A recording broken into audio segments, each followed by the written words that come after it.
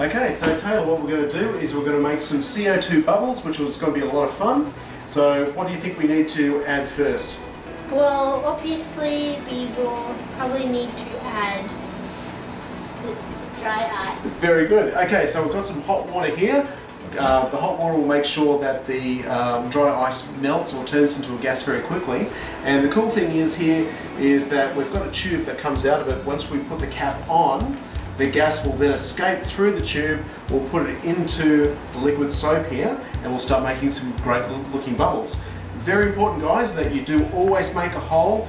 Never put dry ice into a container by itself, otherwise the container will expand and explode, and that's not a good thing. Okay, so safety first. Alright, so let's add some dry ice.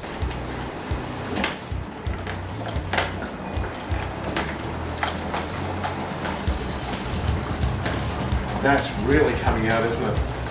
Alright, so let's check it out. That's working well. Now what I want you to do is put out your hands and we'll see if we can make some nice little CO2 bubbles. I think it's coming through so fast.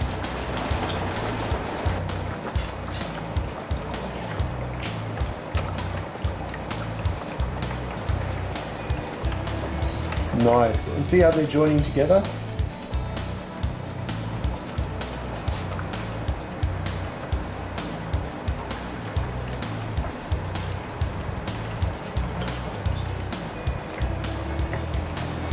Now, the carbon dioxide gas is much heavier than what air is, so you'll always find that these bubbles will float down towards the ground instead of floating way upwards like a normal bubble would that you might blow out of a normal toy.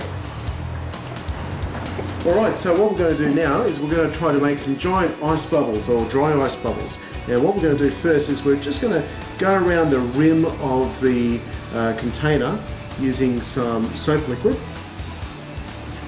And Taylor, if you'd be able to drop in some dry ice, we'll get the carbon dioxide rocking and then we'll try to make some giant bubbles. That sounds great, yeah. Throw in. Oh, brilliant. Okay, let's draw this across the top and see what happens.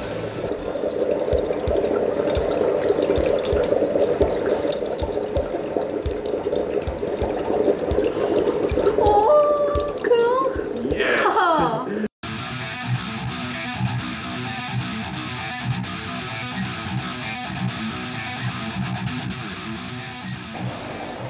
If you've got any questions, have feedback, or want to get involved, please contact us at 2minutescience@gmail.com. Sounds great.